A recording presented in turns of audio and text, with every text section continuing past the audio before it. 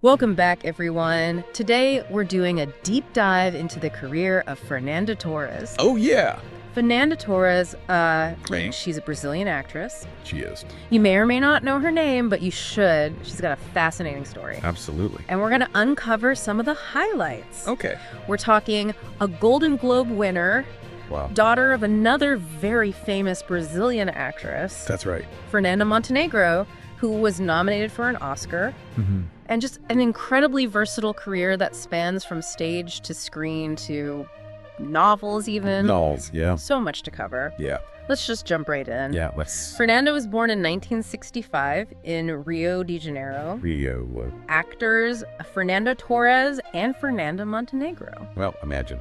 Right, family of actors. Yeah. So naturally, maybe she got into acting pretty young. What do you think? I mean, she was born into it, basically. Right into it. Was it kind of a natural progression into that world? For sure. Yeah. And like, how could you not? With those two as parents, right? So she actually started acting on stage at 13. Wow. Yeah. And then on TV just a year later. So 14 on television, Mm-hmm. and then by 15, she had landed a role on a Brazilian soap opera, Wow. which I'm sure you can tell us are a pretty big deal in Brazil. Oh, yeah. Those soap operas are huge. Huge. Everyone watches them. So to land a role at 15, that's gotta be That's a big deal. Yeah, a big deal. for sure. Wow. So you can already see, like, even at that young age, Yeah, this is someone who's, destined for something. going places. Yeah. She's got the talent, clearly. Yeah. And then just 2 years later, at 17, she's starring in her first feature film, Okay, so 17, Innocence. Innocence. Yeah. Feature film. It's incredible. It's crazy. I mean, by the time I was 17, I was like, I know. what am I doing with my life? Exactly. This is nuts. Yeah, and it's across 3 different mediums already Stage, television, and film. by 17. Unbelievable. Yeah, that's it. And then at 21, Oh, yeah, here we go. she wins Best Actress at the Cannes Film Festival Yeah. That's like the top. for Love Me Forever or Never. Yeah, for her role in Love Me Forever and Ever. And get this, at that time, she was the youngest to ever win that award, Wow. Cannes. At 21. That's amazing. It's a big deal. So she's already making history at this point. Yeah, and it doesn't stop there. Really? That same role gets her awards at the Cuba Film Festival and the Nan's Three Continents Festival. Wow. So she's already winning awards all over the world. Wow. It's like she was just meant to be She's on a roll, on a roll. Yeah. totally. Okay, so she's conquered the international film festival scene. Mhm. Where does she go from there? Well, she doesn't just like stick to those international films. Yeah. She goes back to Brazil and makes some really powerful films there too. Oh, interesting. Yeah, one that comes to mind is a Marvada Carne, which won her Best Actress at the Gramado Film Festival, Okay. which is a huge deal in Brazil. Wow. So more. 4 awards, and then there's Uh. Foreign Land, which is directed by Walter Salles and Daniela Thomas, Oh, wow. who are really big names in Brazilian cinema. Okay. And that film, it's just incredible. What's it about? It looks at things like identity and displacement. Yeah. You know, it's very visually stunning and so emotional. It sounds beautiful. Oh, it is. If you're into Brazilian cinema, you have to watch it. Okay, Foreign Land. We'll add that to the list. Definitely. Now, we can't forget to mention The House of Sand. Oh, yes. She co-starred in that with her mother. Her mother, which is amazing. It is, and there's another layer to this one, too. Oh, really? What's that? It was directed by Fernanda's husband, Andrucho Waddington. Wow. So a real family affair. Totally. That's so cool. It's like this amazing combination of Brazilian filmmaking talent all in one film. I love that. Yeah, it's really special. So she's worked with her mom, her husband, all these amazing directors. Uh-huh. But she's not just a dramatic actress. No. She's also got this comedic side. Oh, she's hilarious. Yeah. She's known for her comedy in Brazil. And that's actually what really made her a household name there, right? Oh, yeah. In the 90s, she became super famous from her comedic roles. Okay. The series Os Normais, which translates to the normal ones, was just this massive hit. So, Os Normais. Yes, it was all about the dynamics of a modern couple, and it was just so funny and clever. Oh, I love those kinds of shows. Me too. And it was so relatable. Yeah, Like everyone could see themselves in those characters. a little bit. A little bit, yeah. And it was so popular that they even made 2 spin-off films. 2 films. Wow. It was that popular. So clearly people were really connected to those characters in that story. Absolutely. It was a phenomenon. That's amazing. Yeah, it really was. And then she also starred in another really successful comedy series called Tapas and Beijos, Okay, Tapas and Beijos. which means like hugs and kisses. Oh, cute. Yeah, and she was with Andrea Beltram. in that one. Oh, wow. So she's just racking up these hits at this point. She is. He was the queen of comedy. So we've got this incredible, dramatic actress, this comedy queen, familiar face on television. You'd think that would be enough. But no, Fernanda's story doesn't end there. There's more. There's more. Okay, I'm intrigued. She's also a writer. A writer? A writer. Wow. She's written 3 novels, Fem, Sirenos, and A Gloria y su cortejo de horrores. 3 novels. 3 novels. On top of everything else. On top of all the acting. Wow. This woman does not sleep. I know, right? So was writing always something that she wanted to pursue, or was it something that kind of came later in her career? Well, she was always drawn to writing, but she really focused on it later. Okay. And her first novel, Fem, which means the end, it became a bestseller in Brazil. Wow. Yeah. And then guess what? What? It got adapted into a miniseries in 2023. No way. Yes. So she's a talented writer, gets her work adapted. I know. It's unbelievable. She does it all. What can't she do? I'm wondering the same thing. And she also wrote the screenplay for a feature film called O Juizo, which means The Judgment. The Judgment, wow. So she's really got this whole other creative Yeah. side. I'm so impressed by her. Yeah, me too. It's amazing. What stands out to you the most about all this? Honestly, it's just her fearlessness. Yeah. She doesn't shy away from any challenge, you know? Right. Whether it's acting, writing, Yeah. different genres, different mediums. Exactly. She's not afraid to just go for it. She really goes for it. And she's not afraid to explore these darker, Yeah. more complex themes. It's like she's challenging herself Yeah. and the audience, too. And to think about these bigger questions. it's so cool. I think that's what makes her work so interesting, Yeah, it definitely keeps you thinking. for sure. And speaking of those deeper, more complex themes, Oh, yeah? her most recent accomplishment is winning a Golden Globe for Best Actress Oh, wow. for her role in I'm Still Here I'm Still Here. in 2024. It's incredible. And that was directed by Walter Salles, who also directed Foreign Land. Right? So they've worked together before. Yeah, they have. That's amazing. A Golden Globe. Golden Globes. That's huge. It's like the icing on the cake. And think about this. What? Her mother was nominated for the same award 26 years earlier. Whoa. That's crazy. It's like it's in their blood. I know, right? Like a family legacy. It's amazing. It is. But you know what makes her win even more special? What's that? She's the first Brazilian actress to ever win a Golden Globe. Really? Yeah. Wow. That's a historic moment, not just for her, but for Brazilian cinema. That's incredible. It shows how much talent she has. Yeah. And how rich Brazilian storytelling is. Wow. I'm like even more intrigued now. Yeah. Yeah, we've covered a lot. We have. But I feel like we've just scratched the surface. There's so much more to talk about. I know. So before we go any further, Yeah. what's standing out to you the most about her journey so far? Honestly, it's just how genuine she seems in everything she does. Yeah. Like whether she's acting, writing, there's this real honesty in her work Yeah. that you just connect with. I totally agree. It's like she's letting you see the world through her eyes. And it's a world you want to be a part of. Exactly. You just can't resist. I love that. Me too. That's so true. You really feel like you're getting to know her through her work. Yeah, it's really special. Okay, so we've talked about her versatility, her comedy, her fearlessness as a writer. Mm-hmm. What about her acting style? Oh, that's a good question. What makes a Fernanda Torres performance so unique? I think it's all about the nuance. Nuance. Yeah, she can bring so much depth to any character she plays. Really? Yeah, it's amazing. Do you have a particular performance in mind? Well, The House of Sand is a great example. Okay. The House of Sand. Yeah, it's a very different kind of film. In what way? It's slower, Okay. more meditative, almost like a poem. Wow. And she plays the daughter, who's stranded in this remote desert area of Brazil Oh, wow. with her mother. Okay. Interesting. Yeah, and the film is about a lot of things, like isolation, Mm-hmm. the mother-daughter relationship, Oh, wow. time passing. Intense.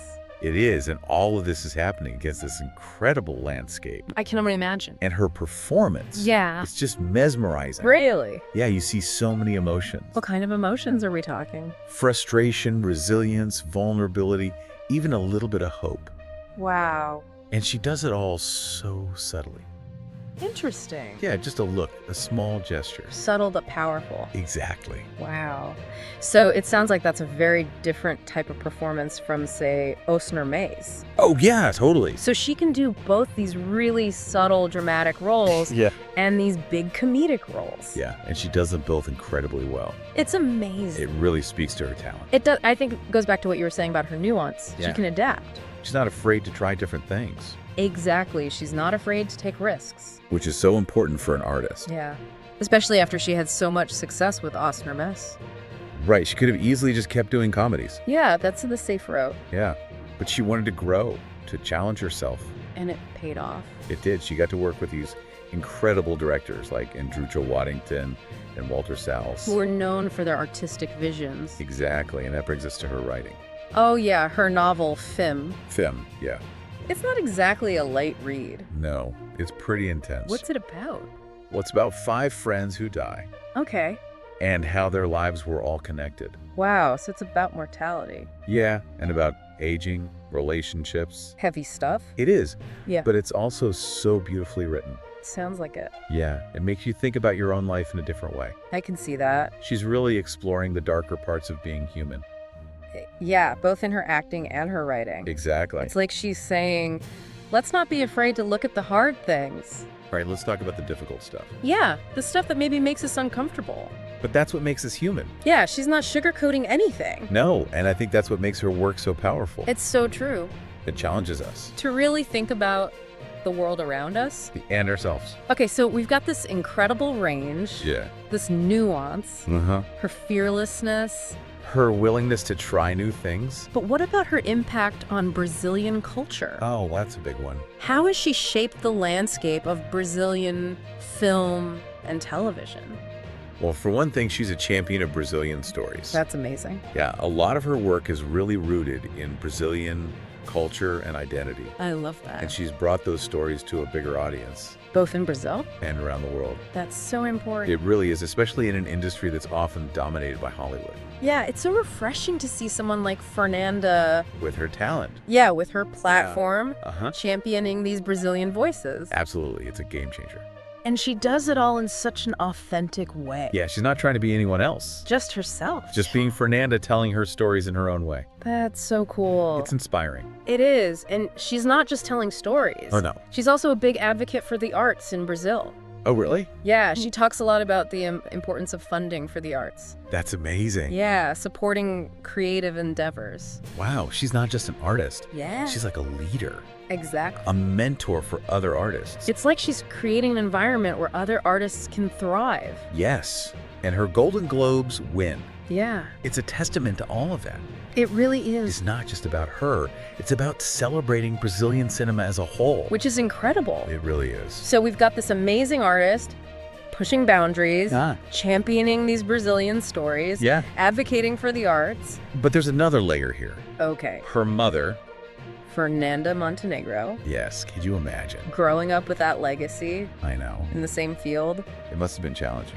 What do you think? I think she's done an amazing job of honoring her mother's legacy while still creating her own unique path. It's not imitation, No. it's evolution. Exactly. And the fact that they were both nominated for Golden Globes, 26 years apart. it's incredible. So it's really special. It speaks volumes about their talent. Yeah. And their bond as mother and daughter. I love that. It's beautiful. Okay, so let's say someone is just starting to discover Fernanda Torres. Okay. Where should they begin? Well, it depends what they're interested in. True. If they're a film buff Yeah. and they want to see how her career developed, Yeah. start with Love Me Forever or Never. Love Me Forever or Never. Yeah, the film that won her the award at Cannes, Okay. and then pair that with The House of Sand. So you can see the growth. Exactly. Okay, love it. And, of course, see her work with her mother and her husband. That's a great starting point. Yeah, and if you want a good laugh, Yeah, who doesn't?